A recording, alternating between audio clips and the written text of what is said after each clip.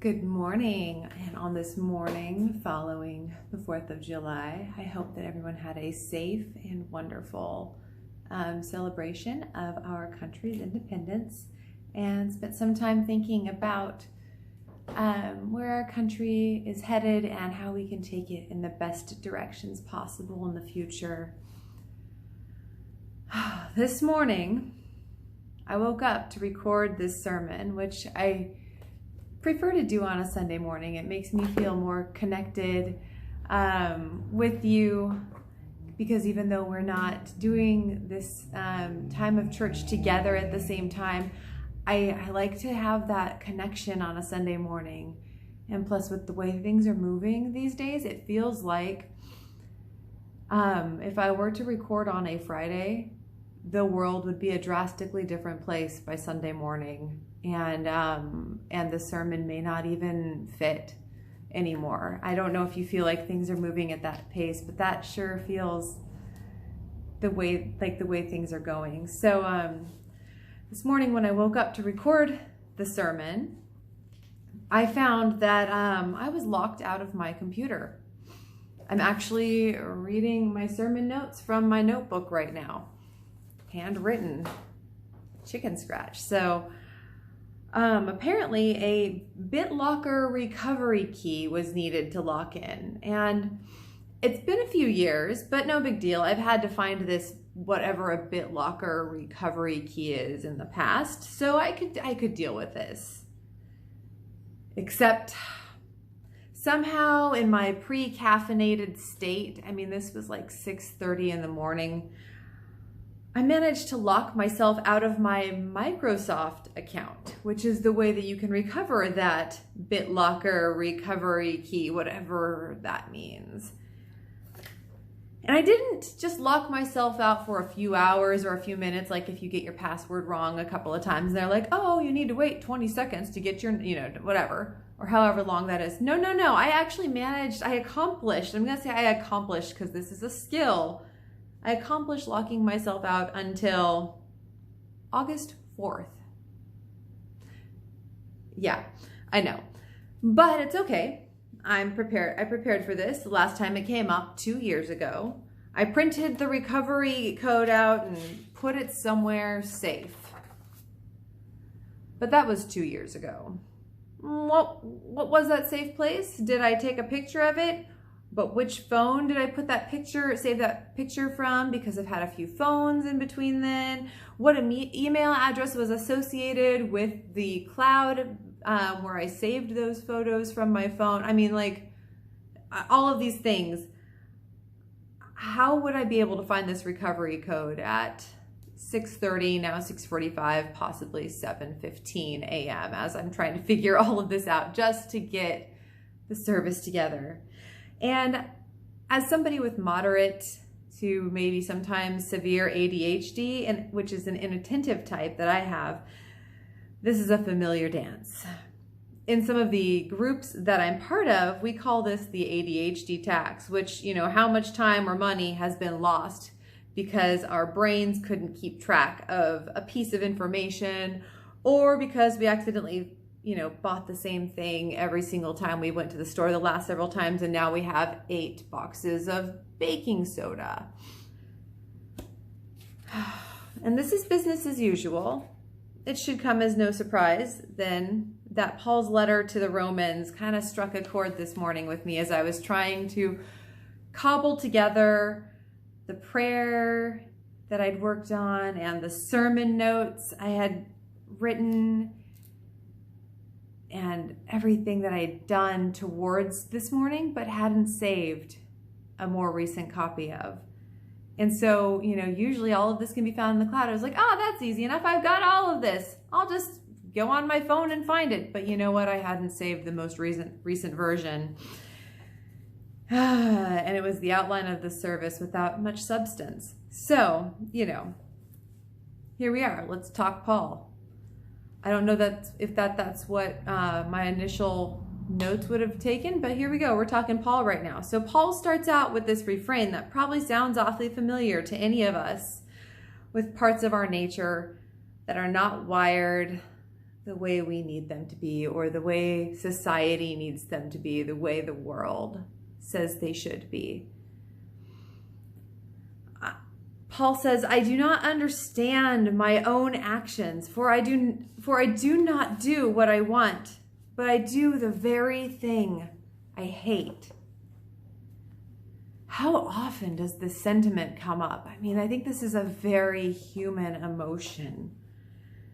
I don't always find a lot in common with Paul. A lot of the clobber passages that people use come from things that Paul has written. And so I always struggle with Paul, but here we're seeing eye to eye on this one.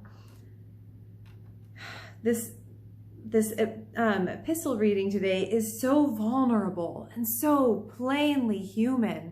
I mean, I'm just going to grab that and just read a little bit of it because it's so strong and so raw. I do not understand my own actions, for I do not do what I want, but I do the very thing I hate. Now, if I do what I do not want, I agree the law is good. But in fact, it is no longer that I do it, but sin that dwells in me, for I know that nothing good dwells within me. That is, in my flesh. I can will what is right, but I cannot do it. For I do not do the good I want, but the evil I do not want is what I do. I mean, how often do we feel this, especially as we are trying to work through learning something new? Handwritten notes. It's a thing. Sorry about this. And, you know, we have this trouble with doing the things that we don't want to do, but it just kind of comes up. And I could see how Paul had good reason to struggle with these feelings because he came into this, as we recall, he was not one of the original 12. There was a vacancy. There was an empty seat left by Judas. And so they had to find somebody to fill that. And Paul was not part of this. As a matter of fact, Paul did a lot of things that once he became a follower of Christ, he would have found absolutely abhorrent.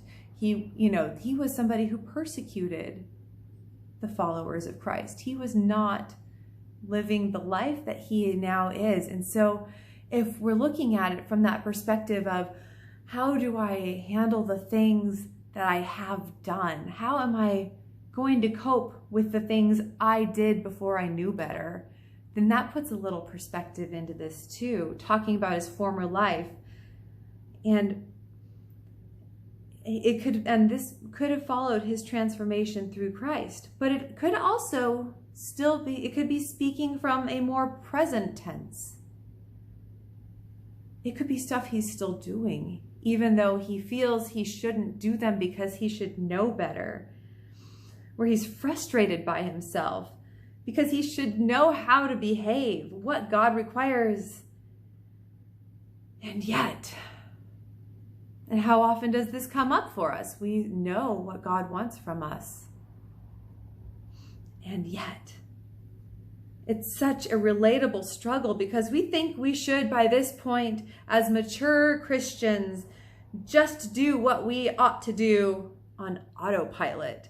Make the right, righteous choices. Do everything with consideration of our neighbor.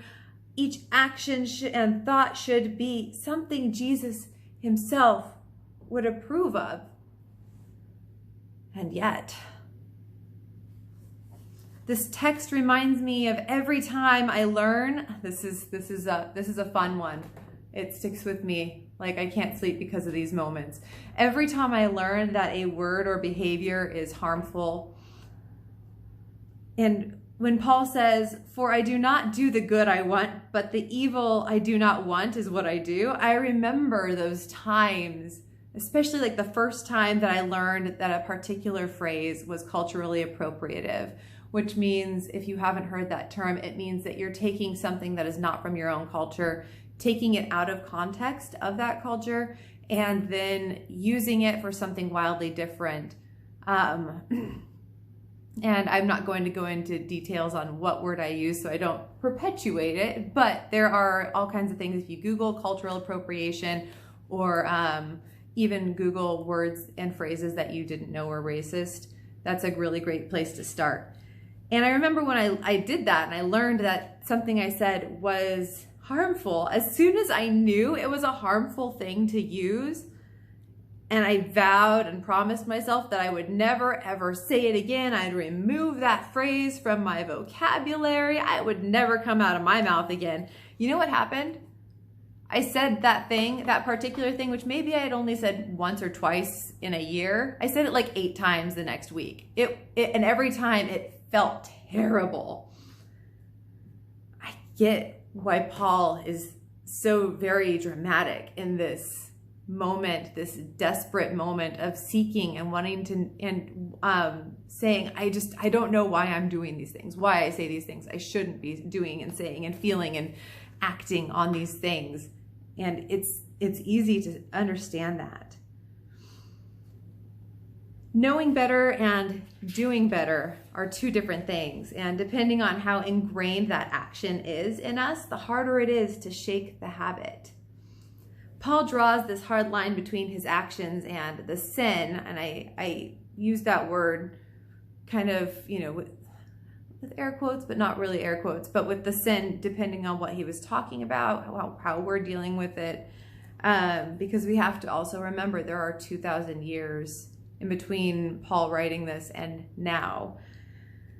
And it isn't so easy when the things that we do result from like in my example earlier, a chemical imbalance in the brain, hello, mental health. That's not a sin. That's something that we're just working with. We can't always separate ourselves from the things we cannot stop doing. No matter the helpful things I put in place to get me through my daily tasks, when a security code I haven't had to access in 2 years pops up, I'm back at that wretched square one of, I should know better, right? And this comes up for us a lot. And, there's something, I'm sure there's probably something that you've got going on where you're like, oh, not again. I locked my keys in the car. Not again. I said blah, blah, blah, blah, blah. It's common to feel this. But dissociation of this between body and mind, behavior and ideals, sometimes it's not as helpful today as it might have been in Paul's time. So we need to remember to take that bit, especially that bit about sin, just because however we're interpreting that, some things are a little harder to characterize as sin. I think there are the ones that we can definitely easily point out. But anyway, do some self-reflection on that piece. But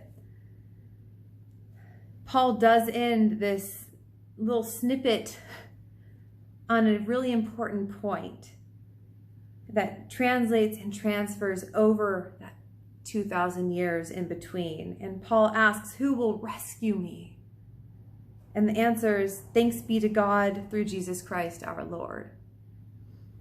Whatever your personal struggle is like this, whatever it is that causes you to do the thing you know you shouldn't, God is your ally and working through it. And as you strive to make the move from passively, for an example, from passively like non-racist to actively anti-racist, if you catch yourself doing something that doesn't fit this time in this movement,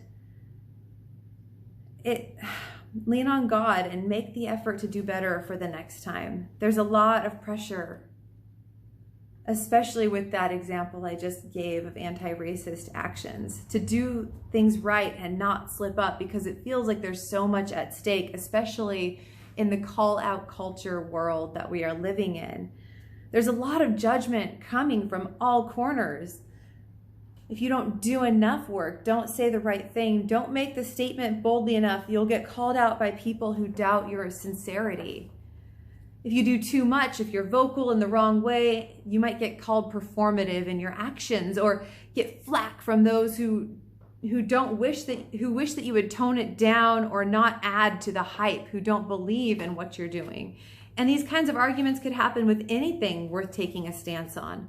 Mask wearing, for one, is You could have those who are mad at you because your mask is not triple ply, or however, whatever the newest science is saying on that. Or there's are going to be mad at you for wearing one at all.